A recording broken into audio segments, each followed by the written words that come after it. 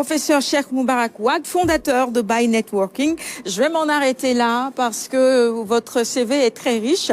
Et on va ce matin avec vous rendre hommage au défunt Khalif de Medina Baye. Exactement. Donc je rappelle Baye Networking qui est juste le réseau professionnel de l'ensemble des disciples donc, de Baye Niass éparpillés à travers le monde. Et Dieu sait qu'ils sont nombreux, machallah. Mais tout d'abord, on va s'arrêter sur le défunt Khalif, sur son héritage, voilà, disons, sur son magistère. Que retenir de Cheikh Ahmed Tidiane Niass? Alors, nous pouvons retenir énormément de choses de lui qui est né en 1932 à Koussi. Donc, qui était le bras droit de Baye Niass. Il a fait ses études en Mauritanie avec Rabbani. Et ensuite, comme Baye Niass faisait le tour du monde et qui arrivé comment dire, avant d'arriver à son khilafa, il a été préparé par Cheikh Ibrahim Niass. Donc il a fait beaucoup de pays, parce qu'on y reviendra, mais plus particulièrement le Nigeria, où il a eu à accompagner déjà l'État nigérien, donc l'État des Kano, etc., pour renforcer l'islam également, mais pour renforcer les liens entre les peuples, et ça on y reviendra avec Baye Niass. Bien sûr. On peut retenir aussi de lui qu'il fut un homme social. Donc il a créé déjà, lorsqu'il a été le calife, il y a une association qu'il a organisée, l'Union pour la concorde et la solidarité. Donc où il a fait beaucoup de social. C'était un homme ouvert. Rare fois, et donc ça c'est rare qu'on trouve un calife qu'on appelle directement et qu'il décroche. Et donc c'était un homme qui, on a eu la chance de l'appeler depuis la France ou ailleurs. À chaque fois que le téléphone sonnait, c'était lui qui décrochait. Et affectueusement, vous l'appeliez Papa Cheikh. Donc c'était un père pour tout le monde, un homme d'ouverture, mais un homme également multidimensionnel. Sa dimension était spirituelle, temporelle, n'est-ce pas? Quand je parle de temporalité, c'était quelqu'un qui était ouvert au monde, qui était ouvert à toutes les familles religieuses, mais également la famille politique, parce que on se rappelle que Baye Niass lui avait confié un moment à Cheikh Ahmed Tidiane Sy dans le cadre comment dire, du parti politique que Cheikh Ahmed Tidiane avait créé. Et donc, Cheikh Ahmed Tidiane, donc les deux Cheikh Ahmed Tidiane, ont fait le tour du Sénégal par rapport à cette parti politique. Parce que l'affaire de Tidjania, comme il le disait récemment dans une dernière sortie, c'est une tariqa, ou bien c'est une voie du savoir, n'est-ce pas, de la connaissance, du travail. Et donc, c'est une chose qu'il a eu à perpétuer. Ce qu'on retient de lui également, c'est quelqu'un qui était fidèle, n'est-ce pas, au principe de Cheikh al-Islam. Cheikh al-Islam avait des généraux. Lui également, arrivé à la khilafa, il a repris la même chose, c'est-à-dire il a pris les fils des généraux, donc ces généraux comme de Baye Niass, on appelle Moukadam. Des Moukadam, donc déjà, donc Moukadam, mais comme Cheikh Aliou Cissé, n'est-ce pas, et Oumar Fati Diallo, etc. Toutes ces personnes, vous verrez aujourd'hui avec Cheikh Ahmed Tidiane, les fils, ce sont eux qui ont accompagné le défunt de Khalif dans sa réalisation. Nous pouvons retenir de lui également que c'était un unificateur, un homme qui a tout le temps prôné l'union à travers la Jamiyatou Ansaruddin. Tous les discours qu'il a eu à faire, qui ne duraient pas plus de 5 minutes environ, le leitmotiv, le mot d'ordre, c'était « Unissez-vous derrière la Jamiyatou Ansaruddin ». Et récemment également, avec le fonds Medina Baye que dirige Cheikh Mahi Ali Cissé, que nous remercions également, qui est notre porte-parole. Donc, si on est là également, nous parlons grâce, comment dire, à eux. Il a eu à parler de ce fonds qui est très important, qui accompagne la faille de Tidjania. Donc c'était un homme sociable, un homme vraiment ouvert. On peut écrire tout un livre. Et puis aussi un visionnaire, hein, parce que la maison des hôtes de Medina Baye, alors j'y reviens. Alors par rapport porte un peu sa signature avec l'accompagnement de l'État. Il faut retenir d'abord. Il a décidé de la création, de la construction de cette maison il y a eu une première maison, Kergan.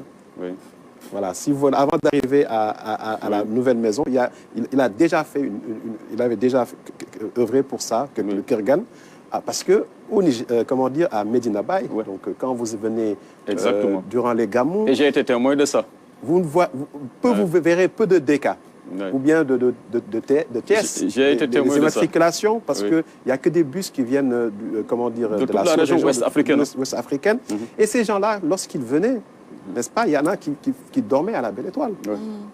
Parce que c'est tout à fait normal, c'est-à-dire une telle organisation, n'est-ce pas, notre capitale de la Faïda, tout le monde devrait venir, les gens convergent. Donc, naturellement, il faudrait qu'il trouve un toit. C'est là où il a eu l'initiative, en tout cas, d'œuvrer d'abord pour cette première édifice de Kurgan. Ensuite, la seconde maison, comme on dit, des invités. Donc, c'était quelqu'un qui était solidaire. Il a écrit plusieurs livres aussi, donc c'était un homme de lettres.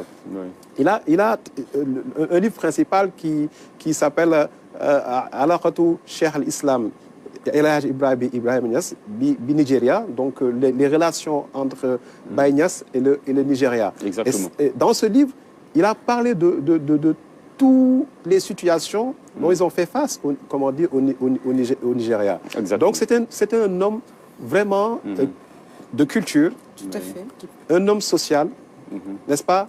Un entrepreneur également, n'est-ce pas, un visionnaire. Un homme accompli, hein, qui parlait plusieurs langues. Voilà, non, il parlait plusieurs. Et surtout sa belle maîtrise de l'arabe. Et d'ailleurs, ce que nous disait Cheikh Bokar, Nyang, la particularité, c'est qu'au Nigeria, il est très difficile d'avoir un titre foncier. Et lui, il bénéficiait d'un titre foncier au Nigeria. Et vous verrez même, on reviendra sur les relations et les correspondances que on reviendra le président lui a envoyé, sur cela. Buhari. Voilà, sur l'influence de Baye Niass au Nigeria et dans d'autres pays de la région ouest-africaine. Je pense là au Ghana, au Bénin, où il a beaucoup de disciples. Alors, paix à son âme, je parle bien sûr du défunt Khalif. Par rapport à son successeur, quel est le portrait que vous allez nous esquisser de lui? Alors, brièvement. Brièvement. Si ce n'est pas trop vous demander. Alors, vous savez, on a perdu un papa. Oui. Abcha, c'était un papa pour tout le monde. Oui. Bien sûr. Mais lorsque Dieu nous prend quelque chose, ou bien quelqu'un, il nous remplace par un autre. Exactement. Et comme la mission de Baye Niass doit continuer, il y a des successeurs. Et celui qui, aujourd'hui, est à la tête de la Faïda Tijaniya, Cheikh Mahi Ibrahim Niass, ce qu'il a dit récemment à des gens qui l'ont rencontré, et c'est ça que je retiens qui est extraordinaire. Vous allez retrouver le Cheikh Mahi qui était sous l'arbre, le même Cheikh Mahi qui sera là. L'humilité en bandoulière. L'humilité. Vous n'allez pas retrouver un khalif, mais vous retrouverez tous, vous êtes tous des khalifs. Parce que Baye Niass, et ça c'est un entendement. Être khalif de Baye Niass, c'est être représentant de Baye Niass. Être digne de ses enseignements. De ses enseignements partout où nous sommes. Parce que quand Baye Niass disait que lorsque le prophète sallallahu alayhi wa sallam marche, il marche. Donc nous aussi, les disciples de Baye Niass, lorsque Baye met un pas, nous devons mettre également un pas vers sa direction. Donc ce que nous retenons de lui, c'est également un homme des sciences, un homme de lettres. N'est-ce pas, qui a eu une maîtrise à l'université Al-Azhar et qui maîtrise vraiment la science. Une personne qui, à chaque fois qu'il parle, maîtrise la langue arabe, maîtrise également les sciences modernes. Et sait parler aux communautés, et sait parler également à la jeunesse. Et ce que je retiens de son récent message, et que je pense qu'il adresse pas seulement à l'ensemble des disciples de Baye Niass, mais à l'ensemble du peuple sénégalais, c'est la discipline.